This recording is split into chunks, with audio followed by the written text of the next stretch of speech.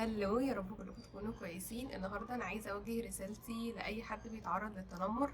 اول حاجه واهم حاجه عايزاك تعرفها ان اي حد بيتنمر عليك مش بيتنمر عليك علشان انت فيك مشكله، بالعكس بتكون المشكله عنده هو وانت مفيش فيك اي عيب. اول حاجه محتاجين ان احنا نعرفها ونتكلم عليها هي ليه اصلا الشخص ده بيتنمر عليا.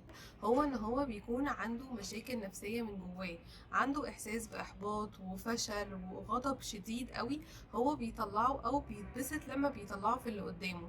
ده بالعكس انت ممكن تلاقي ان هو بيطلع عليك سمعة وكلام كله كده ويحس ان هو مبسوط ويبقى فرحان بنفسه قدام الناس، وتلاقيه بيتباهى ان هو بيتنمر عليك علشان الناس كلها تتبسط وتضحك وتفرح بالكلام اللي هو بيقوله. الاكبر بقى ان علميا بيقولك المتنمر ده معظم حياته بيكون اتعرض للتنمر من حد من اهله او قرايبه او اقرب الناس، فبالتالي هو عاش حياته كلها بيتنمر عليه.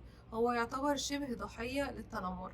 طبعا ده مش معناها ان هو مبرر، بس ده توضيح بسيط او صغير تبقى انت دايما حاطه في دماغك. لما تلاقي حد بيتنمر عليك تبقى عارف ان هو اكيد اتعرض للنوع ده من التنمر، فعايز يطلعه زي ما يكون بيشفي الغضب اللي جواه بان هو يطلع اللي اتعمل فيه على الناس اللي حواليه. تاني حاجة عن ليه اللي قدامي بيتنمر عليا، هتلاقي ان انت فيك حاجة هو عارف ان هو مش هيقدر يوصل لها، سواء ان انت ناجح في المكان اللي انت فيه، او انت فيك صفة معينة هو بيحاول ان هو يكتسبها ومش عارف، او انت محبوب في المكان اللي انت فيه. اوقات كتير جدا الحاجة اللي بتميزك تخلي اللي قدامك يغيروا منك ويشوفوا ان هم عايزين يحبطوك باي شكل، او عايزين يخلوا منظرك قدام الناس وحش، فبالتالي تلاقيه يبدأ يضحك عليك، يتريق على اي كلمة انت بتقولها، يتريق على طريقة لبسك وحركاتك وكلامك. في ناس بقى بتتنمر لان هي ما عندهاش ثقافة تقبل الاختلاف بين البشر. هي مثلا واحدة رفيعة، فلو شافت واحدة مليانة شوية تبدأ تتنمر عليها وان قد ايه شكلها غريب، وان في لبس معين ما ينفعش تلبسيه علشان انتي مليانة، وتبدأ بقى تحسس اللي قدامها ان هي احسن منها شكلا، بالرغم ان احنا كلنا خلقة ربنا وما ينفعش ان احنا نتنمر على خلقة ربنا هو اللي عاملها. وفي ناس تلاقيها بتتنمر علشان فرق المادي والثقافي اللي بينها وبين اللي قدامها. طبعا كل الناس اللي بتتنمر دي بيكون عندها مشاكل نفسية ومرضية، والمشكلة مش بتكون فينا احنا، المشكلة بتكون فيهم هم، وهم اللي مش عارفين ان هي دي مشكلة عندهم. طيب بعد ما عرفنا ايه اسباب التنمر، تعالوا نعرف هنتعامل معاها ازاي.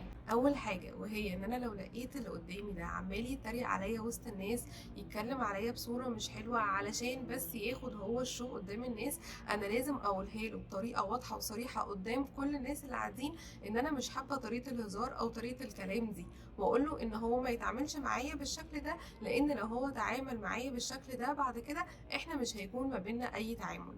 تاني حاجة بقى، في ناس لما انت تيجي تقول لهم بطريقة واضحة ان انا مش حابة طريقة التعامل دي، هم ده حاجة بالنسبة لهم بتفرحهم، بيبقوا عايزين يستفزوك اكتر فيكملوا اكتر، وتلاقي ان هم ليفل التنمر عندهم زاد من ناحيتك. طيب دول الحل معاهم ان انا اعمل ايه؟ الحل ان انت بعد كده تتجاهلهم تماما، حتى لو انت في مكان شغل او دراسة او حتى من اهلك، المكان اللي هم متواجدين فيه انت تبعد عنه خالص. تالت حاجة، افرضي يا نرمين انا رحت قلت له الكلام بصورة واضحة، بدأ يستفزني فوصلت لمرحلة ان انا خلاص بقيت اتجنبه، انا وصل ان هو اللي بقى يستقصدني بقى يجي في اي مكان انا فيه، او بحكم الشغل او بحكم الدراسة او بحكم ان هو حد من اهلي، هو انا لازم ان انا اتعامل معاه. ساعتها الحل ان انت تقول لحد بتثق فيه اللي الشخص ده بيعمله. يعني لو انت في الشغل تقول لمدير بتثق فيه، لو انت في مجال دراسة تقول للمدرس او للدكتور بتاعك، لو انت في وسط اهلك تختار حد تكون بتثق فيه من اهلك وتقوله كل اللي بيحصل عشان هو ياخد معاه موقف.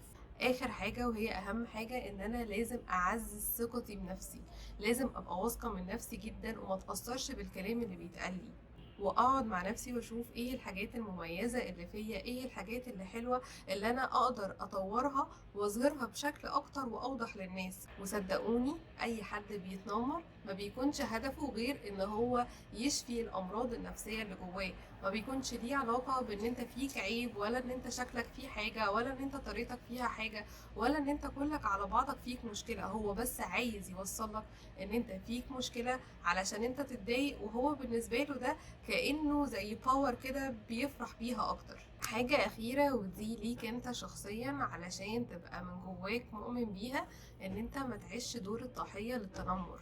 يعني ما تبقاش عارف ان انا في حد بيتنمر عليا او انا في كوميونتي بيتنمروا عليا، افضل اقعد اقول لنفسي ده انا ضحية التنمر، انا ليه بيحصل فيا كذا، انا ليه.